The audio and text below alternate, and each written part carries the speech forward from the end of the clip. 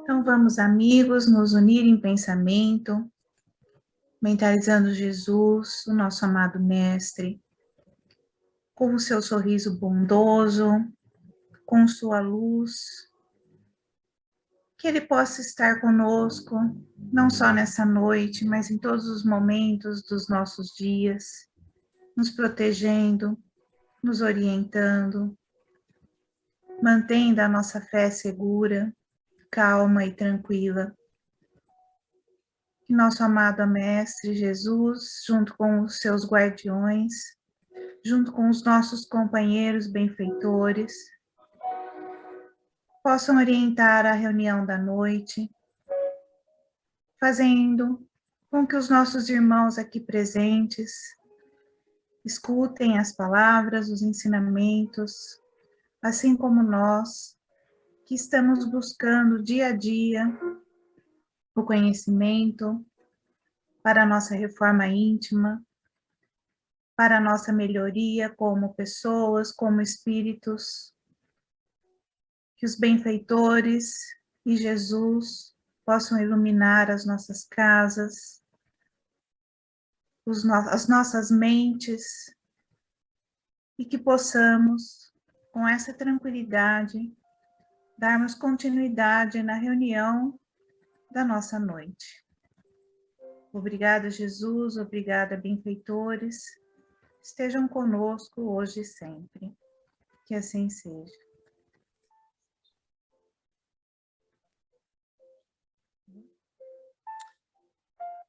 Então, pessoal, nós vamos começar, mas a Giovana vai colocar uma pequena homenagem, porque amanhã nós estamos comemorando 112 anos, né, do nascimento do Chico, e nós vamos colocar só uma lembrancinha, né, para a gente não deixar passar.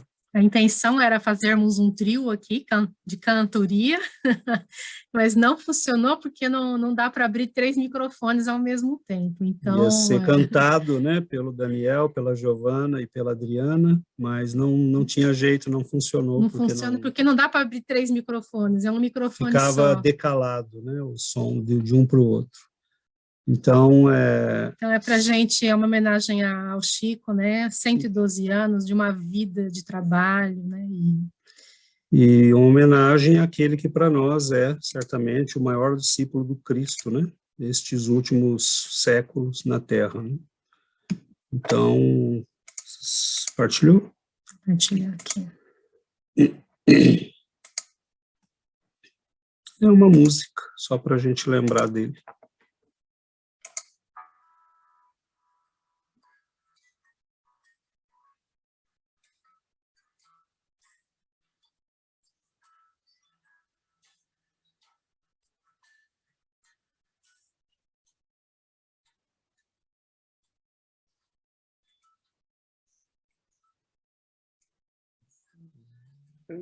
Gi, não tem som. Não tem som. Não. Não tem som? Não.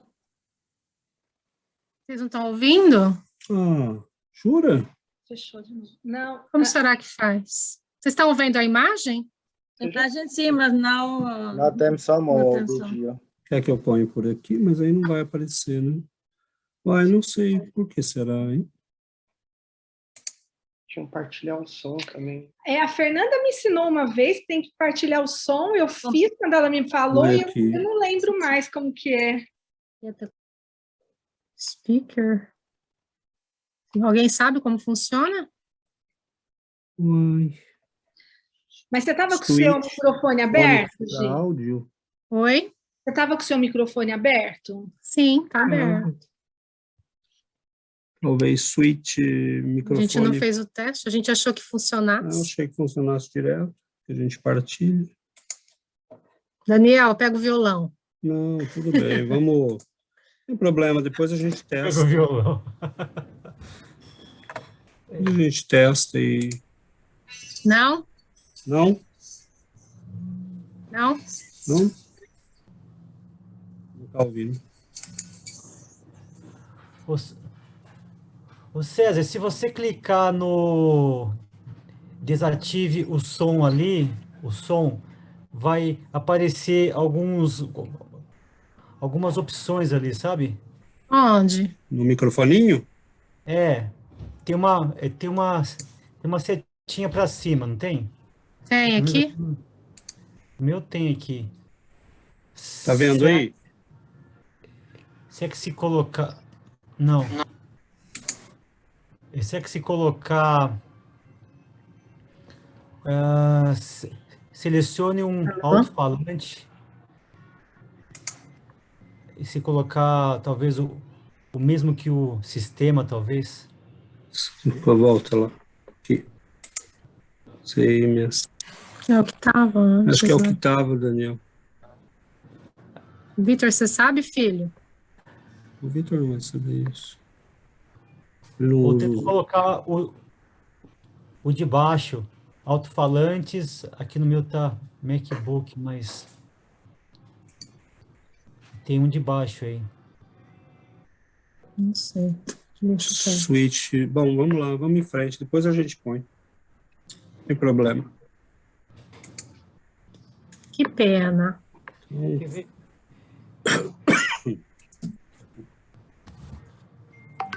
Então, vamos passar ao nosso estudo. Adriana e o Alexandre, vocês podem ler uma parte cada um, fazendo um favor? Sim, sim, vamos ler. Eu começo ou você começa? Tá bom. Então, nosso estudo hoje é em comemoração aos 112 anos do nascimento de Chico Xavier, que foi dia 2 de abril de 1910. Aí tem uma pergunta aqui, né, que fizeram ao Chico. Recorda algum acontecimento interessante em sua vida de médium no contato com escritores em nosso país? Sim, peço permissão para lembrar um dos episódios do passado nesse sentido.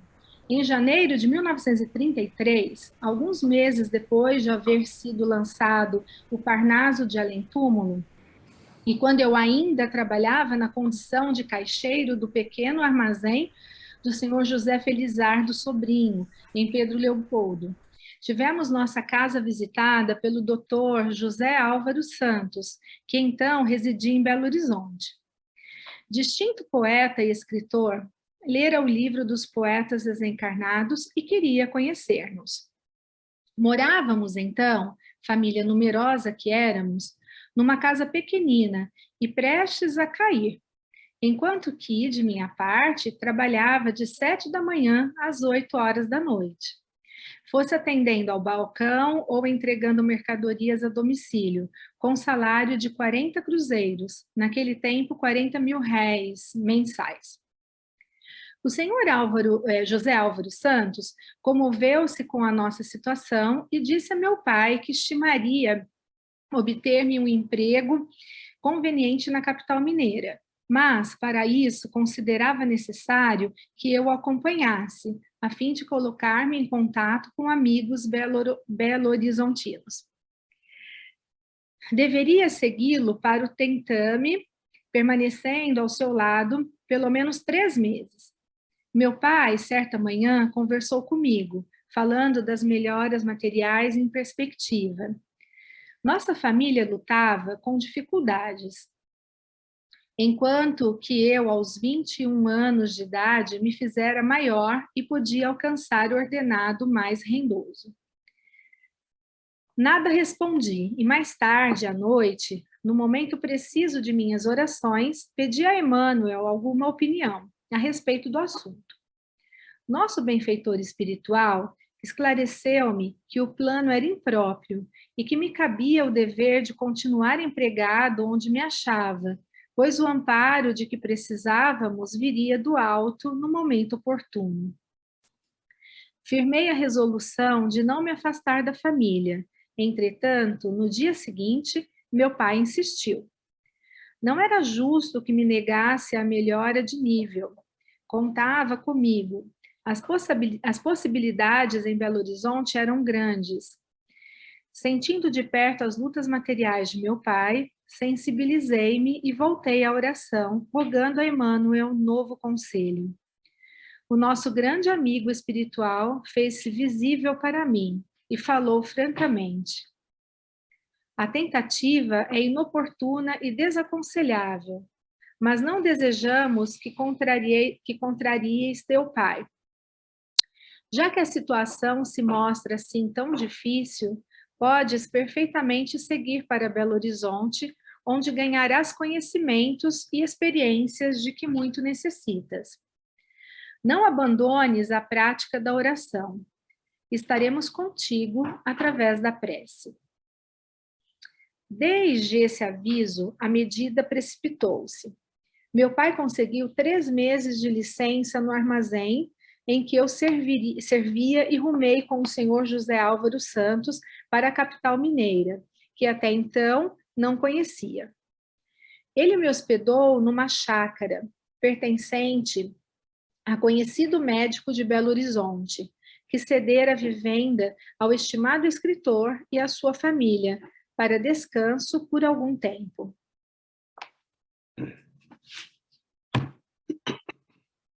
Ignoro se essa vivenda ainda existe na feição em que a conheci. Lembro-me de que ela se situava, em 1933, a mais ou menos 2 a 3 quilômetros do bairro da Gameleira, e de que, dentre as muitas árvores frutíferas que a enriqueciam, gostava de ver, um tanto à distância, a construção de um sanatório que se erguera nas cercanias. O escritor que tanto desejou proteger-me me aproximou não só da família dele, a qual me liguei por laços de grande estima, como também de alguns intelectuais da capital de Minas. Achei-me de improviso num ambiente que eu não conhecia, muitos livros e elevadas conversações literárias. O meu protetor me apresentava na condição de médium do Parnaso de Além-Túmulo. E as visitas, segundo creio, julgavam que eu fosse pessoa de muita cultura, desculpa. Eu naturalmente ouvia as conversações em silêncio ou respondia a essa ou aquela pergunta por monossílabos. Não sabia eu, então, coisa alguma sobre os autores, principalmente europeus, que eram citados nas palestras. Lembro-me que falavam muitas vezes sobre trabalhos de Crookes e Richer, quando se referiam aos investigadores da mediunidade, e comentavam poesias e trabalhos de Baudelaire, Musset e outros poetas cujo nome não guardei na lembrança, além de vários poetas brasileiros como Bilac, Alberto de Oliveira, Augusto dos Anjos e Cruz e Souza. Pelo tom das palestras, eu percebi que a maior parte dos visitantes me supunham o autor de Parnaso. Como eu receava cometer disparates em meio de amigos tão cultos, permanecia quase que em absoluto silêncio. No ambiente do senhor José, no ambiente do senhor José Álvaro Santos, você não via e nem ouvia os espíritos? Aí a resposta. Via e ouvia muitas pessoas desencarnadas. E à noite, quando orava, enxergava e escutava Emmanuel ou minha mãe. Maria João de Deus que me falavam sobre a prudência e o respeito que me cabia adotar para com todos. Nessas ocasiões, Emmanuel aproveitava as palestras que ainda estavam em minha imaginação, depois de ouvidas, para desenvolvê-las em meu favor, explicando-me o que eu não havia compreendido. Desse modo, sempre que o nosso benfeitor espiritual viesse ver-me à noite, eu recebia lições e tirava grande proveito das conversações elevadas que os amigos entretinham. Foi assim que soube, por Emmanuel, que Paul Ribot e Alberto Sorel eram autores que haviam escrito por imitação. Obrigada, Adri, valeu. Outra pergunta. Você não conhecia, em 1933, os autores estrangeiros citados nas conversas? Chico responde, não. Somente a pouco e pouco, por Emmanuel, vinha conhecê-los através de informações dele, Emmanuel, ou de indicações desse caro benfeitor espiritual sobre esse ou aquele livro em português que pudesse me instruir como onde pudesse me instruir como me fosse possível. A esse respeito, lembro-me de um fato que até hoje muito me enternece. Edson Macedo, Dr. Paulo Edson Macedo dos Santos, hoje o grande advogado, poeta e compositor musical, que tanto admiramos em nosso país, filho do senhor José Álvaro Santos, devia ter seus 8 a 9 anos, quando o pai me hospedou generosamente. Menino de coração bondoso e sensível, afeiçoou-se a mim e chamava-me tio Chico, durante os dias em que estivemos juntos. Certa noite, depois que o pai e os amigos haviam conversado brilhantemente sobre Paul Reboux e Victor Hugo, vendo-me calado, o pequeno Edson, após o nosso afastamento da sala, pôs em mim os olhos muito brilhantes e perguntou: tio Chico, quem são esses homens de que os amigos de papai falaram tanto? Respondi: são grandes autores franceses. Por que você pergunta? Porque o senhor ficou calado o tempo todo. Fiquei calado, Edson, porque eu não sei francês e nunca li nada deles. O menino, que era de ilimitada bondade para comigo, considerou: bem, então é preciso saber se são homens bons ou maus, porque se o senhor acha que eles são maus, vou pedir a papai para ninguém ficar falando neles assim toda a noite. Era nesse clima de carinho que esperei em vão pelo suspirado emprego em Belo Horizonte. Por mais procurasse auxiliar-me através de várias apresentações aos amigos, o meu benfeitor não conseguiu colocar-me no tempo previsto. De minha parte, não poderia ficar esperando por mais de 3 meses. Refiro-me, porém, ao caso não com o intuito de fazer biografia. Narro o acontecimento para considerar a luta dos médiuns, principalmente dos médiuns iniciantes. Em março de 33, quase fim do prazo de minha esperança de achar trabalho na capital de Minas, acompanhei senhor José Álvaro para sua residência em Lagoa Santa, onde me despediria dele para o regresso a Pedro Leopoldo. O meu benfeitor partiu, realmente, para o Rio, enquanto me demorei na referida cidade mais algumas horas, aguardando condução para Vespasiano, de onde seguiria para a minha terra, num comboio da Central do Brasil. Enquanto aguardava, 2 amigos me procuraram. Antes de tudo, perguntaram pelo meu protetor, verificando-lhe a ausência. Um deles me disse, então, que um emprego para mim em Belo Horizonte estava sendo obtido. Não só o emprego, mas também os recursos para que eu me instruísse convenientemente. Além disso, outras vantagens surgiriam beneficiando todo o meu grupo familiar. Lembrei-me de meu pai contando comigo e senti imensa alegria. Sim, iria trabalhar e depressa. Mas quando mostrei meu grande contentamento, o portador do comunicado me disse que havia condições. Para obter a colocação, eu deveria renunciar ao espiritismo e dizer que o livro Parnaso de Além-Túmulo era meu e não dos espíritos. Neguei-me a concordar. Expliquei de que modo os espíritos haviam escrito o livro por minhas mãos. O proponente sorriu e me disse: Chico, você conhece um passarinho chamado sofrê? Disse que não, ao que ele acentuou: o sofrê é um pássaro que imita os outros. Você nasceu com a vocação desse passarinho entre os poetas. Não acredite em espíritos. Esses poemas que você julga psicografar são seus, somente seus. Muito triste e desencantado com o que ouvia, pensei em Emmanuel, e como se eu ligasse uma tomada nos ouvidos para a voz dele, escutei-o ao meu lado. Sim, volte a Pedro Leopoldo e procuremos trabalhar. Você não é um sofrê, mas precisa sofrer para aprender. Assim ficou encerrada a experiência. Regressei ao armazém do senhor José Felizardo, de onde, aliás, me afastei pouco tempo depois, para colocar-me no Ministério da Agricultura.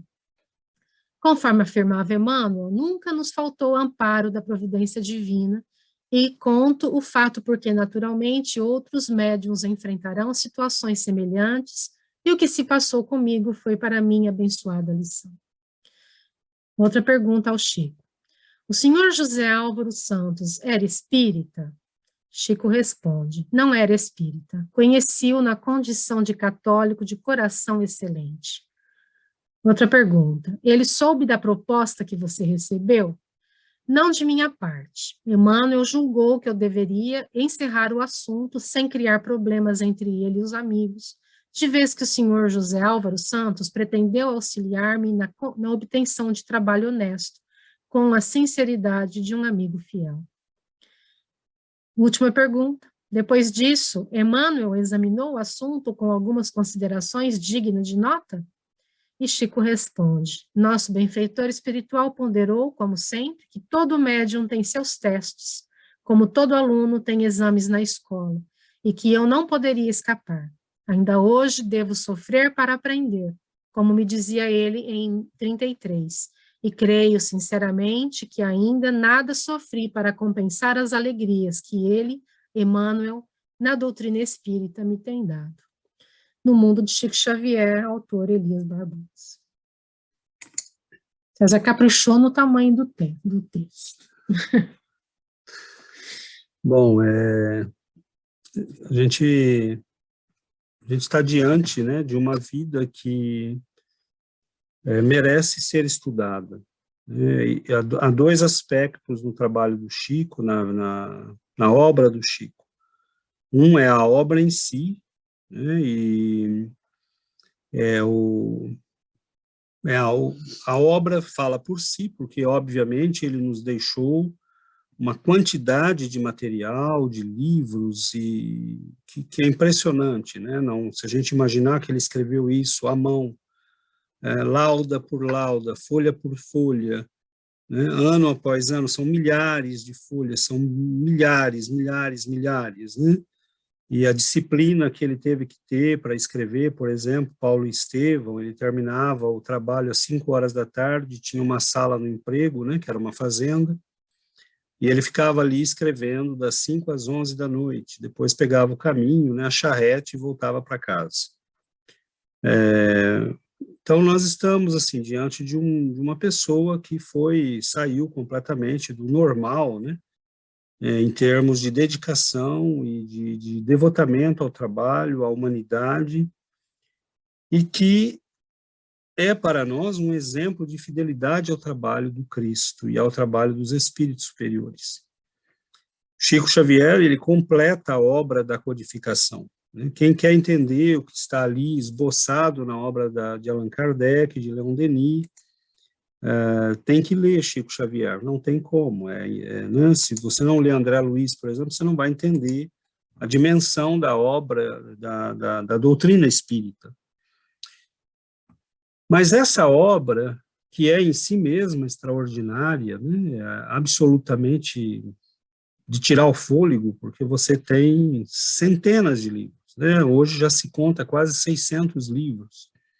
E tem material para mais ainda, porque ele deixou muita coisa que está na mão de gente como Bacelli, muita coisa com Geraldo Lemos e outros. Né? Então, prevê-se a saída ainda de muitos livros póstumos do Chico. Então, nós temos aí, quando Jesus disse, eu vos enviarei o Consolador e ele ficará convosco para sempre, bom, não pode ser uma pessoa, né? Tem que ser uma doutrina. E essa doutrina nos deu um volume de trabalho, de leitura, de estudo, Mas aí entra a segunda dimensão do trabalho do Chico, que se tudo isso fosse feito, mas ele não tivesse sido um exemplo vivo de tudo que ele recebeu e escreveu, não teria valor tudo isso, né? Teria perdido o valor. Então, não, lógico que os livros estariam aí, mas ficaria faltando alguma coisa, né? E o Chico foi um exemplo vivo a tal ponto que a vida dele ultrapassou, né, tudo, ultrapassou a própria obra, porque num certo momento ele passou a ser a pessoa que todo mundo queria ver, a pessoa que todo mundo queria encontrar, a pessoa que as pessoas iam, né, o Bacelli diz, as pessoas iam para Uberaba já nos últimos anos da vida dele, não mais com a intenção de receber cartas de familiares, elas iam porque elas queriam ver o Chico, né, estar junto dele, sentir a presença dele. Então, ele, no entanto, atravessou uma vida de lutas, né, nasceu numa família extremamente pobre. Nós vemos aí a luta dele, né, entre o compromisso da mediunidade e as obrigações familiares, um pai, né, exigindo dele que fosse procurar uma situação melhor. Emmanuel desaconselha, mas o pai insiste, ele volta e diz, bom, então vai lá, né? E ele vai viver nessa experiência uma série de situações, né? Esses dois que vêm falar com ele foi uma das, né? Porque nessa própria fazenda parece que outros amigos andaram deixando dinheiro no bolso dele, né? Roupas bonitas, e assim, esse senhor que ele fala devia ser alguém conhecido na época dele, né? Mas para nós, para mim, pelo menos, não diz nada, né? Não lembro de nenhum escritor, poeta com esse nome. Então foi alguém que caiu no esquecimento, imagino. Mas o Chico poderia ter se perdido aí, né? Porque você tem uma família imensa, mora numa casinha que está quase caindo, vivia com recursos muito limitados.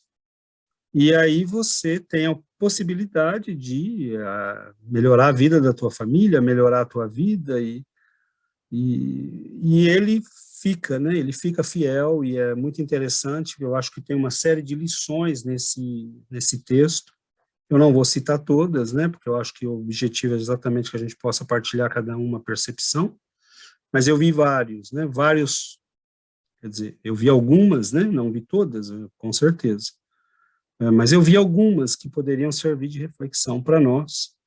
E a primeira que eu falaria, e depois passo a palavra, é essa justamente do conflito entre o que o mundo, a família, as pessoas esperam da gente e aquilo que nós devemos fazer.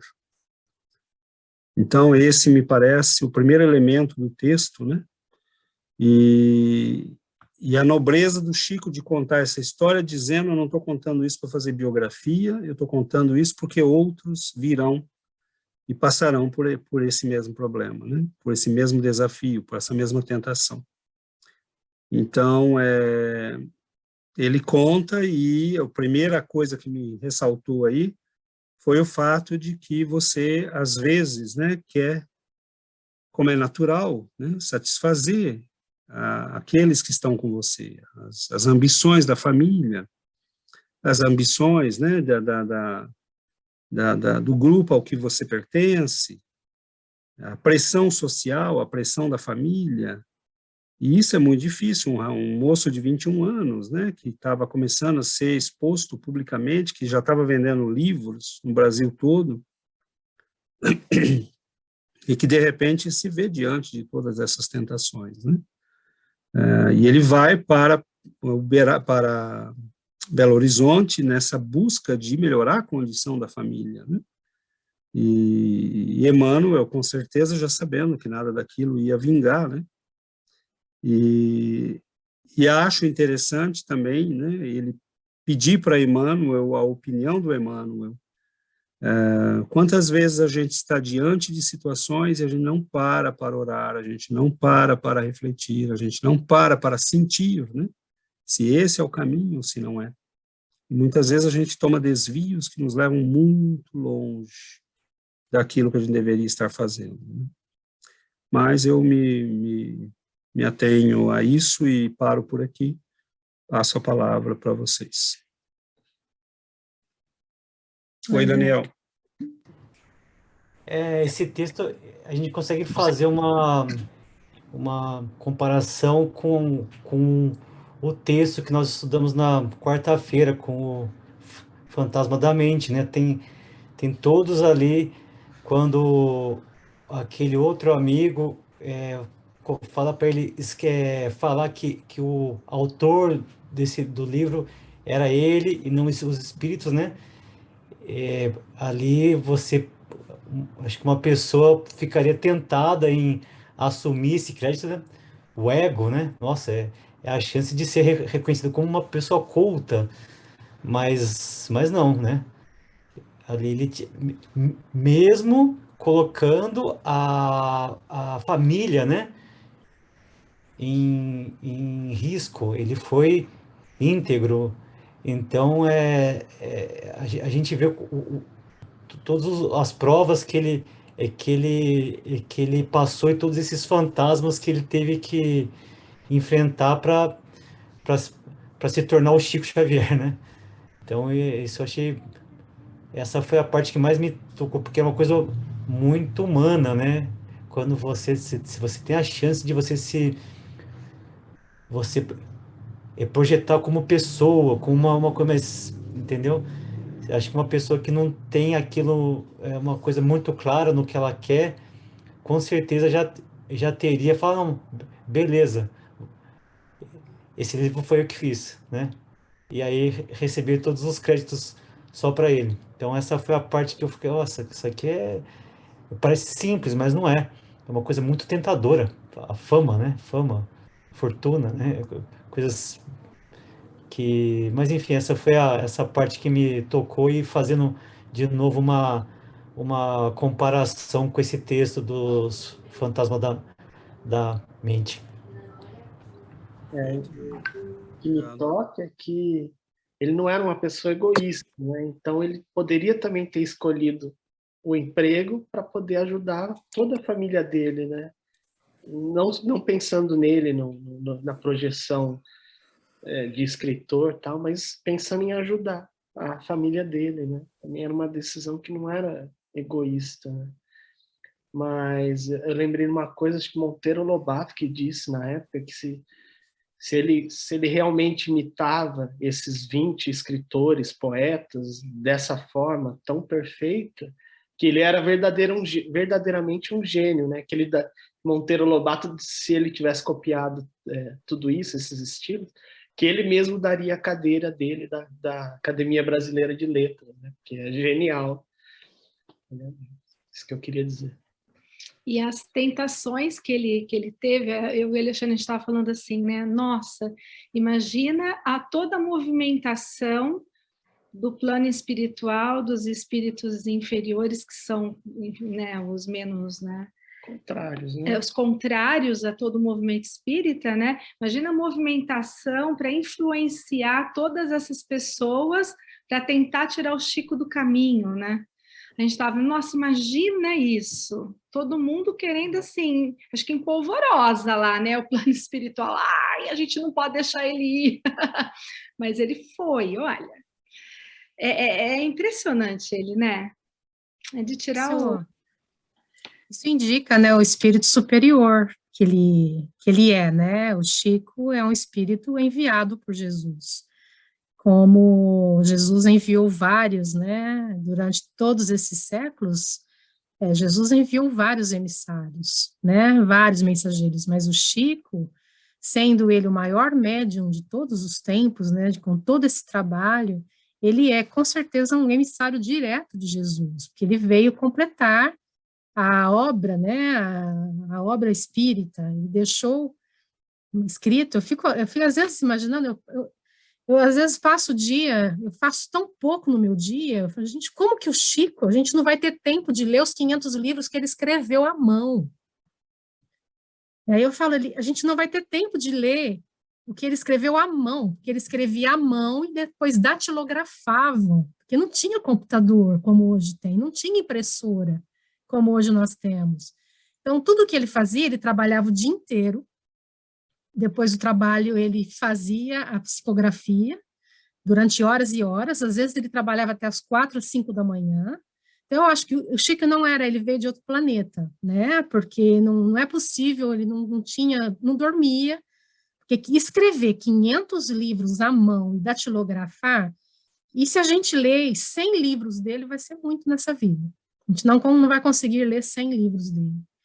Então, a gente se sente um vermezinho, né, perto de uma grandeza como foi o Chico Xavier, que se manteve, ele poderia, como vocês já ressaltaram, poderia ter ficado milionário com tudo que ele escreveu, se ele tivesse assumido um livro, Nosso Lar, se ele tivesse pego os direitos autorais de Nosso Lar, ele teria a vida tranquila.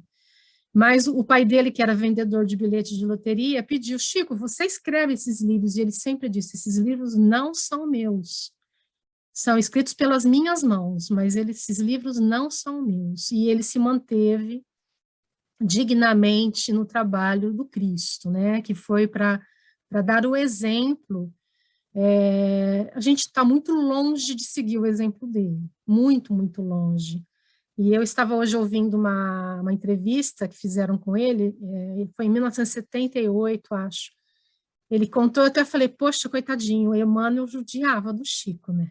Assim, o Emmanuel era muito bravo com o Chico, porque diz que ele tinha uma catarata num dos olhos, e essa catarata não tinha como fazer tratamento, e fazia 40 anos, em 78, faziam 40 anos que ele tinha problema de visão.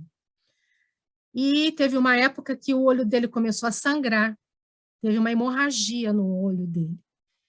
E ele parou de trabalhar 2 dias. E ele falou que ele doía tanto, que ele falou que não conseguia trabalhar 2 dias. Aí o Emmanuel falou, chega, né, Chico, 2 dias já tá bom.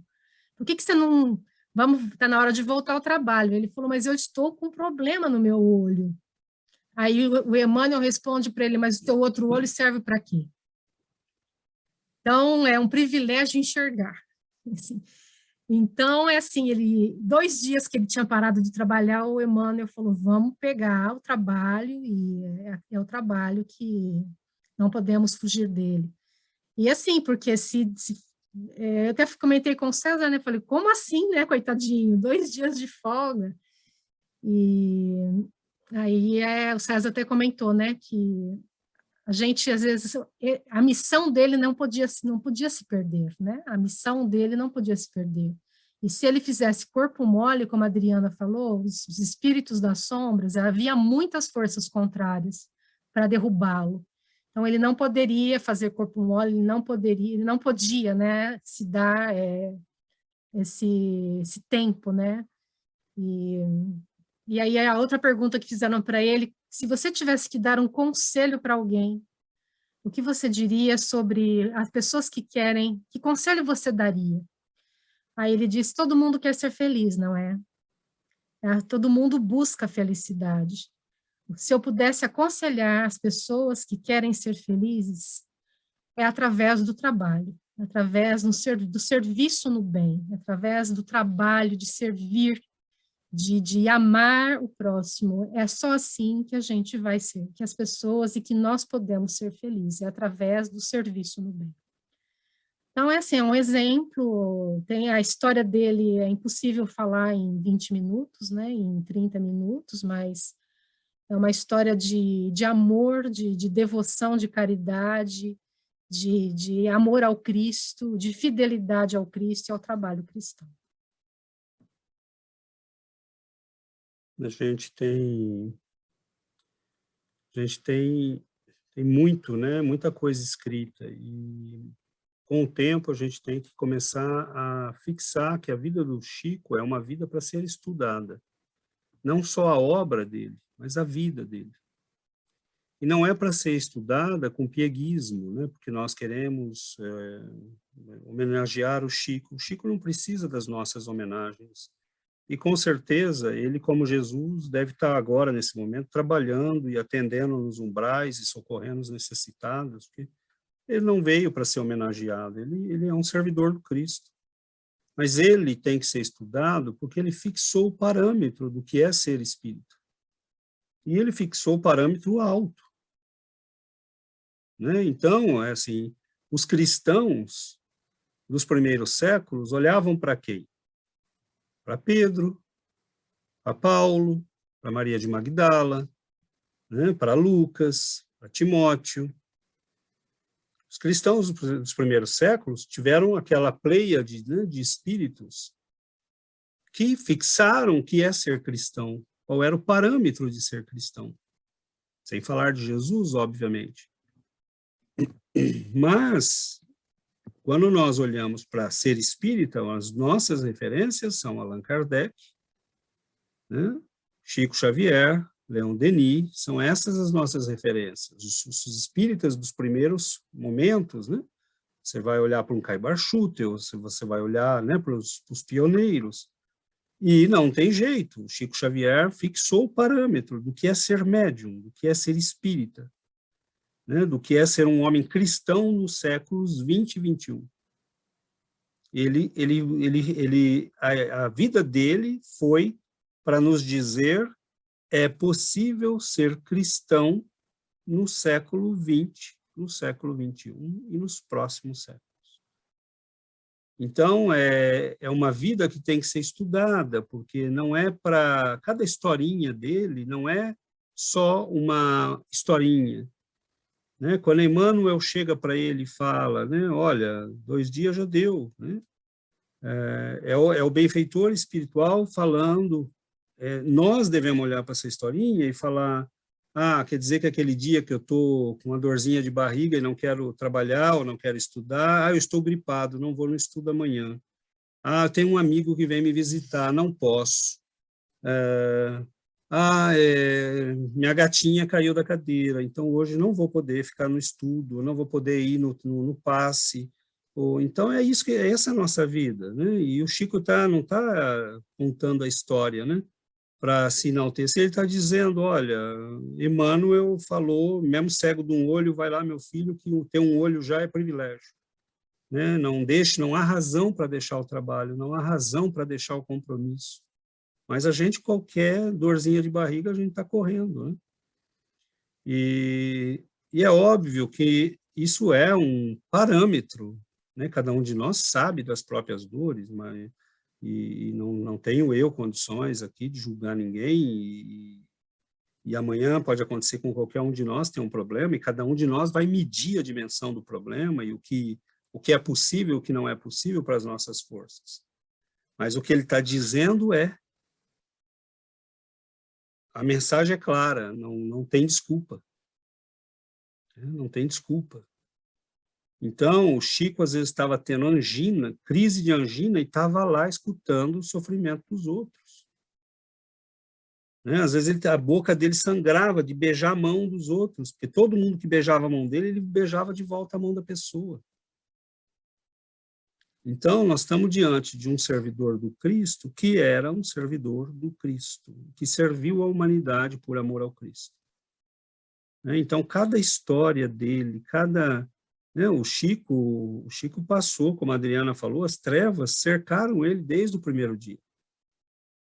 Desde o primeiro dia. Aquela madrinha obsedada dele, enfiando garfo na barriga dele, o que era aquilo? Assim que as trevas identificaram ele, as trevas tentaram eliminá-lo várias vezes. Houve dias de ter gente armada lá no grupo espírita da prece, os espíritos falarem para ele: cuidado, fulano está armado, vamos orar, né? Porque o sujeito tinha ido levado pelas trevas para assassiná-lo. Então, há muito, né? Eu acho que assim é muito bonito, porque tem alguns amigos do Chico que têm escrito, e eu acho que vale a pena. Um deles é o Carlos Bacelli, que eu recomendo muito, né? Tem um livro que chama O Médium dos Pés Descalços, Chico Xavier, o Médium dos Pés Descalços, e um outro que se chama Chico Xavier e Foi Assim. Mas tem vários, né? Só do Bacelli deve ter uns 15, se não 20. Porque ele viveu ali 20, 25 anos junto com o Chico, né? As 2 vezes que eu fui lá, nós encontramos o Bacelli, ele estava lá, a esposa dele estava lá. Então, são pessoas, o Adelino da Silveira escreveu um livro muito bonito sobre ele. Então, não é pieguismo, esse sujeito estabeleceu o parâmetro do que é ser espírita, do que é ser cristão no século XXI. Este homem mostrou para nós o que é ser cristão. É óbvio que ele colocou a barra alta, né? A gente não consegue chegar lá, mas a gente tem que saber que esse é o parâmetro. Então, quando a gente vê, e o que é que significa saber que esse é o parâmetro? Quando eu vejo um orador espírita que chegou ao auge e no dia seguinte começa a vender aplicativo de meditação, não sinto muito, meu amigo, você está traindo o espiritismo, está traindo você mesmo. Quando a gente vê médiums e oradores que, assim que ficam notabilizados na mídia, começam no dia seguinte a vender alguma coisa. né? E o Chico se sacrificou, viveu uma vida simples, né? O irmão morreu, deixou filhos, os filhos eram doentes mentais.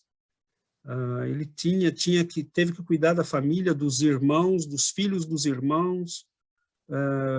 Foi uma vida de extrema dificuldade, de extrema pobreza, né? E nunca pegou um centavo, tanto que ele saiu, né, da comunhão espírita cristã, que eles começaram, né, construíram a comunhão espírita cristã lá em Uberaba, ele, o Valdo Vieira e um grupo de amigos, e num certo momento começou a chover doação de tudo quanto é lugar, e a gota d'água foi uma fazenda, né, que uma senhora doou para ele, e ele não queria aceitar, e a comunhão espírita cristã começou a pressioná-lo. Não, você tem que aceitar, porque isso, porque aquilo. E ele falou, olha, chega, estou indo embora.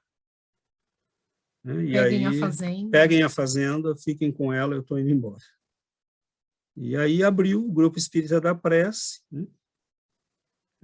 Então, eu às vezes me pergunto, né, vale a pena a gente criar instituições, grandes instituições, que acabam sempre virando um problema, né, porque as pessoas...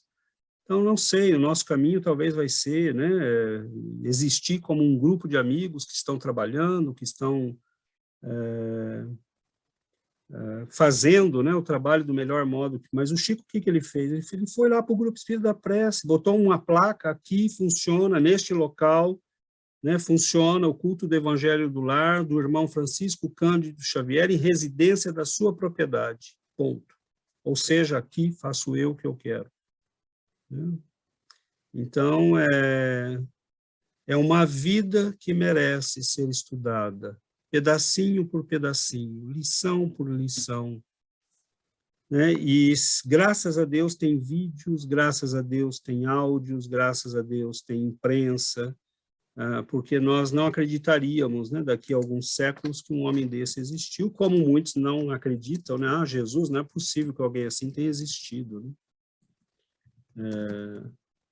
Mas é simplesmente a nossa miséria, né, incapaz de entender a grandeza, né,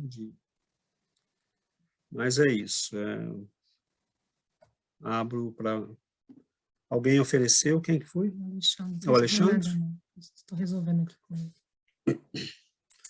Mas Oi, Adriano, você falou alguma coisa?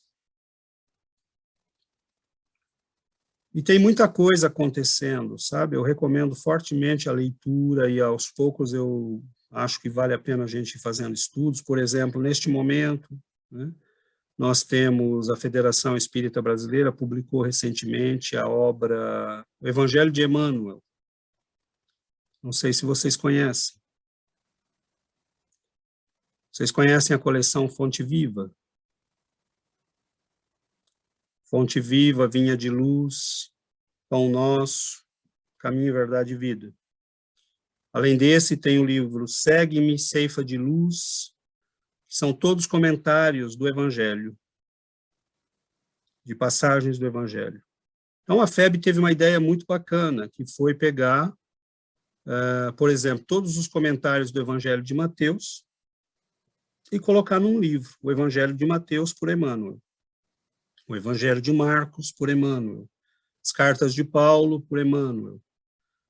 Só que ela pegou, por exemplo, e trocou a tradução que o Chico usou e o Emmanuel usaram pela tradução de um senhor aí do movimento espírita brasileiro, um conferencista espírita, que fez uma tradução dos evangelhos. Em que lugar do mundo, diante da lei internacional, você troca e altera um texto? Mesmo que fosse para ficar melhor, que não é o caso.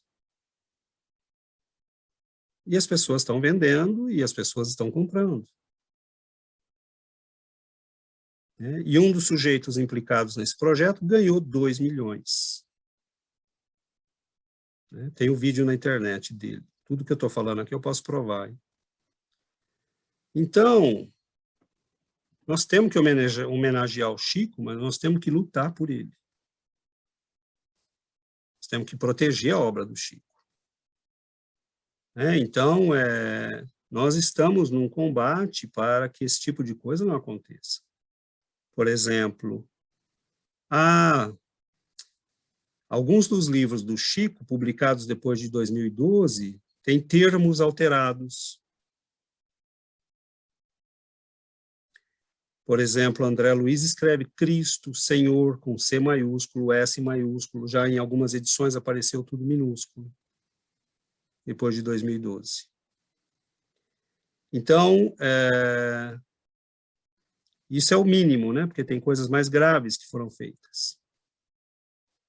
Então, nós temos um trabalho de preservação da obra do Chico, né? Depois eu vou colocar aqui no grupo o site que nós abrimos e que nós estamos colocando as primeiras edições dos livros do Chico, para que as pessoas tenham referência para comparar. Chama obrasoriginais.chicoxavier.ca. E nós estamos...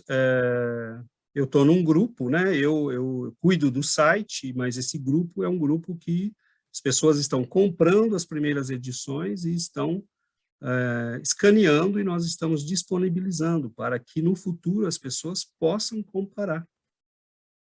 Porque nós não sabemos onde vai parar isso. Então, por exemplo, é um absurdo isso. Não existe, diante da lei internacional de direitos autorais, depois que um autor morreu, você não toca na obra dele. É contra a lei. Então, por exemplo, você quer simplificar as obras do Chico, que são escritas num português muito bom, coloca um dicionário no final, né? Para ilustrar, para que as pessoas aprendam, para que o livro sirva como uma ponte de crescimento para as pessoas. Mas isto para dizer, né, eu poderia continuar aqui por muito tempo explicando tudo isso, mas para dizer que tem muita coisa acontecendo e o Chico continua sendo perseguido pelas trevas. A gente, pelas coisas que contam o Bacelli nos livros dele, tinham pessoas que abriam a correspondência do Chico. Abriam a correspondência. E como é que ele sabe? Porque uma pessoa que abria a correspondência tentou chantagear o Bacelli, falando, você está contando aqui algumas coisas da tua vida, se você não me der tanto em dinheiro, eu vou publicar isso. As pessoas mexiam na correspondência dele, roubavam um livro na casa dele, que as editoras mandavam para ele distribuir. Enfim, ele passou horrores. Ele passou horrores. E não vinha de fora do movimento espírita, vinha de gente que estava pretensamente dentro e entendia espiritismo.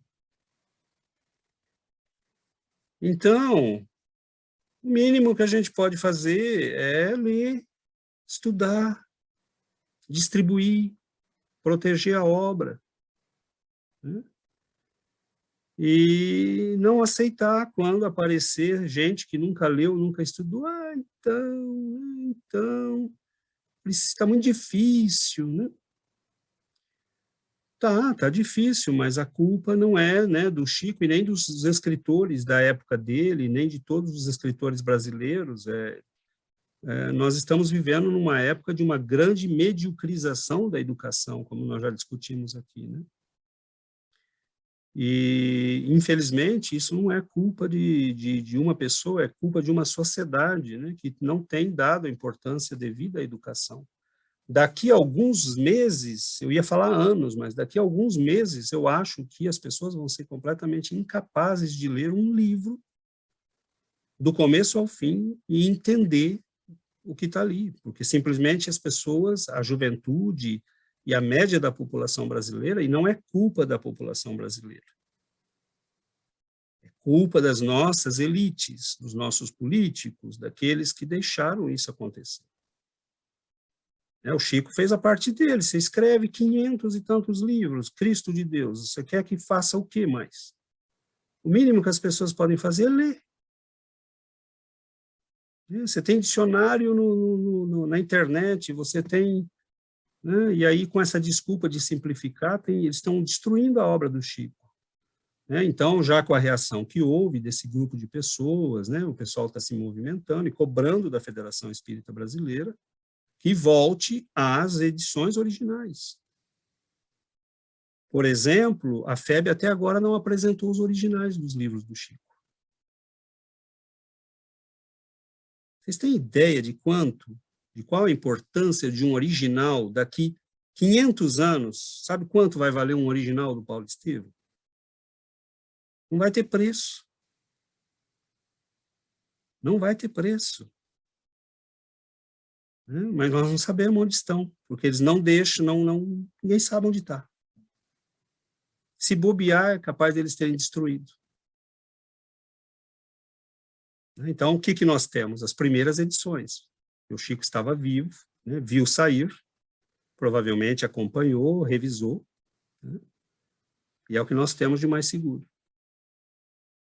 Então, meus irmãos, nós temos que saber e temos que lutar. Eu acho que é um mínimo que a gente pode fazer para ser grato, é ler o que ele deixou, estudar e defender. Não precisamos brigar com ninguém, atacar ninguém, mas a verdade tem que ser dita. A verdade tem que ser dita.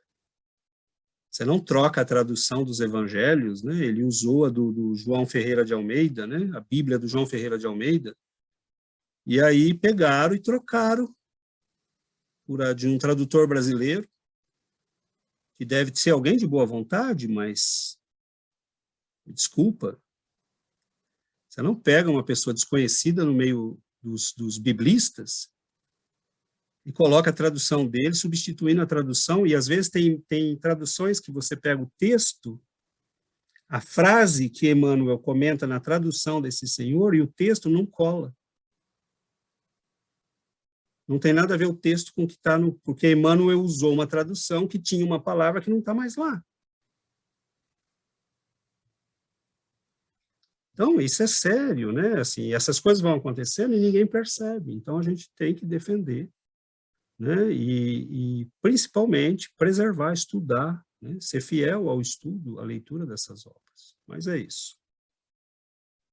É o tal do fantasma, né? O fantasma da mente, o poder e o dinheiro que estão levando para longe, né? Muitos espíritas. E eu acho que o Chico precisa, sim, ser muito homenageado, precisamos orar por ele, agradecer a ele tudo que ele nos deixou, né? Esta obra maravilhosa que nos permite entender muita coisa, as obras de André Luiz, de Emmanuel, é uma riqueza imensa, e a gente tem um grupo de estudos em francês. Quando a gente cita algum dos livros que Chico psicografou, e eles não têm acesso a esses livros, eles ficam doidos, assim, para poder ter acesso a esses livros, sabe? E eles não têm acesso aos livros do Chico porque não foram traduzidos, né, para outras línguas. Então, e nós brasileiros, né, que temos a língua portuguesa, a gente tem uma riqueza sem medidas o que a gente tem, sabe? E tem vários sites de livros gratuitos, né, ebook.org, acho também, o César citou esse que eles estão colocando a primeira edição dos livros, mas tem vários livros do Chico disponíveis para que a gente estude, né? Então, a gente tem realmente um material de estudo enorme para o nosso aprendizado, para o nosso crescimento.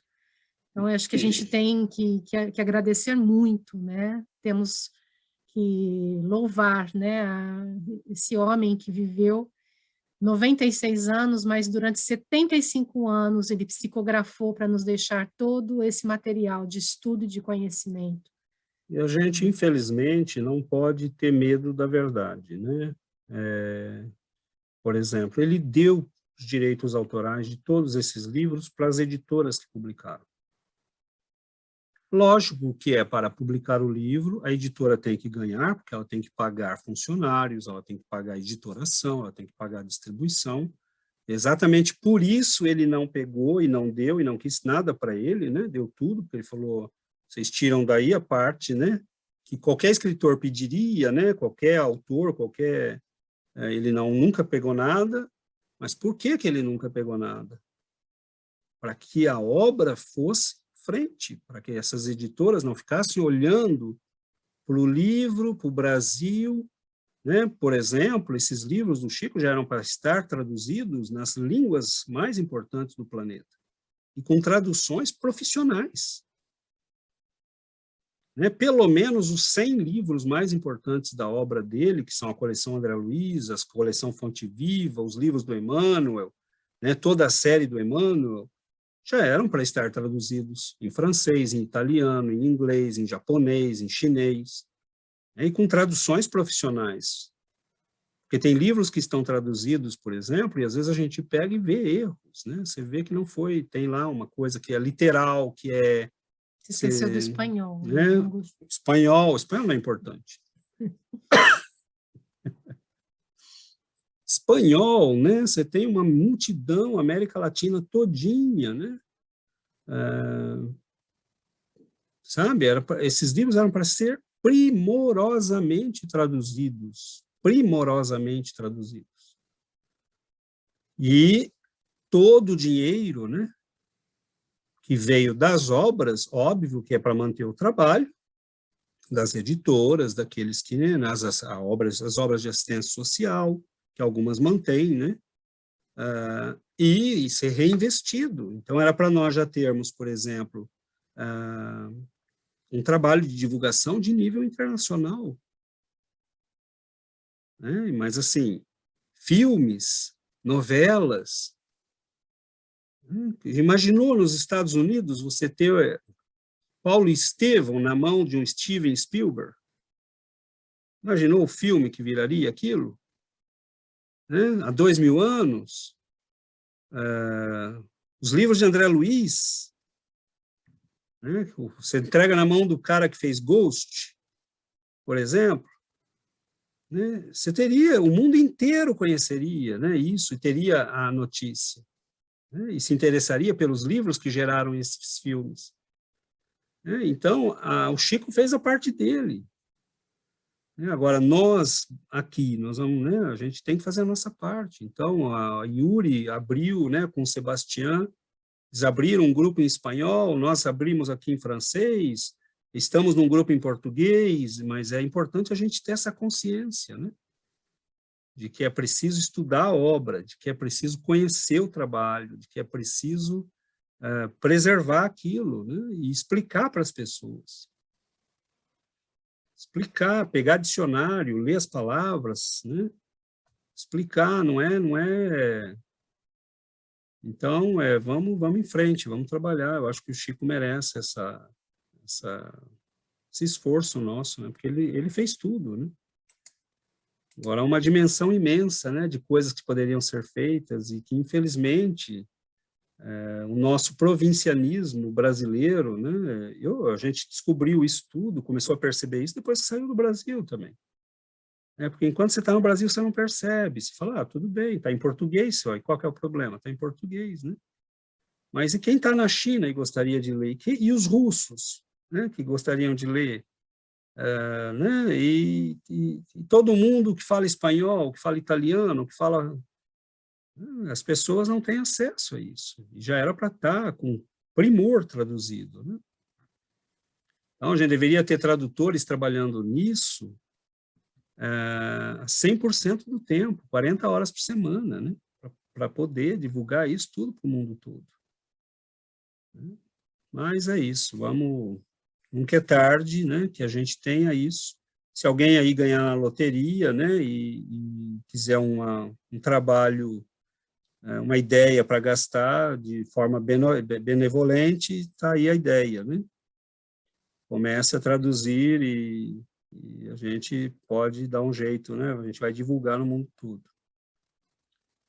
O Alexandre vai tentar pôr a música. Pode tentar, Ali. Ele liberou para ele? Uhum.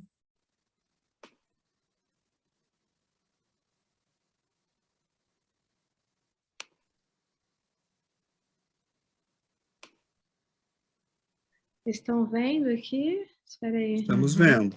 Deixa eu aumentar aqui. Vamos ver se vai sair o som, né, Tomara? Vamos lá. Se não sair o som, vocês fazem sinal.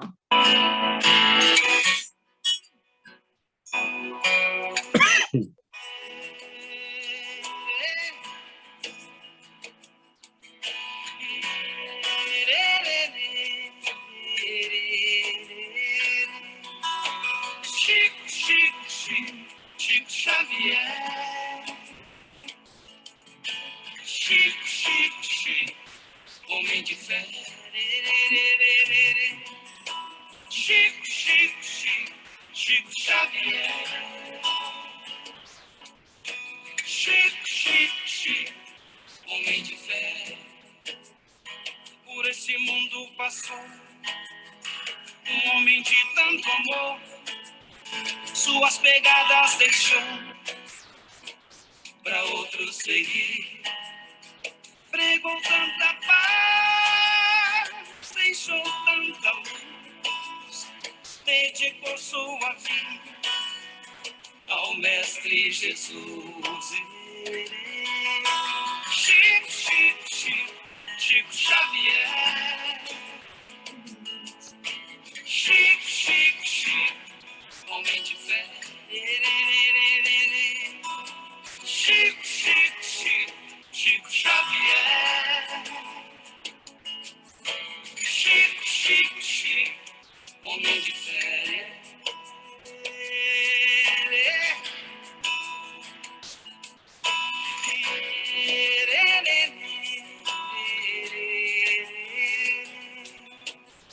Foi muito perseguido, mas nunca desistiu. Seu amor foi maior do que a dor que sentiu. Quantos desesperados em sua porta bateram, com as mãos cheias de amor, ele sempre estendeu. Chico, Chico, Chico, Chico Xavier. Chico, Chico, Chico, homem de fé. Chico, Chico, Chico, Chico Xavier. Chico, Chico, Chico, homem de fé.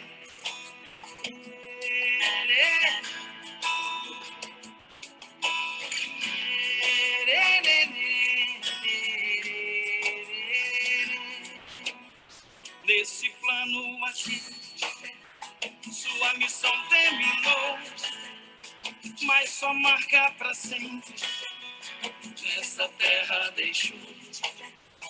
Quando sente saudades, faz assim como eu, cante essa canção que o Chico renasceu. Chico, Chico, Chico Xavier. Chico, Chico, Chico, homem de fé. Chico, Chico, Chico, Chico Xavier. Chico, Chico, Chico, homem de fé. Chico, Chico, Chico, Chico Xavier. Chico, Chico, Chico, homem de fé. Homem de fé. Homem de fé.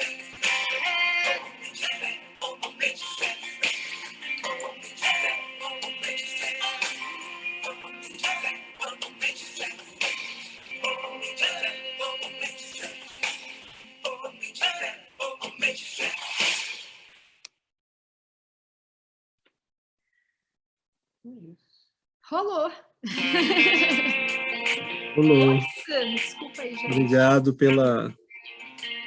Salvou a nossa homenagem ao Chico. Então vamos fazer a nossa prece para encerrar, agradecendo a todos.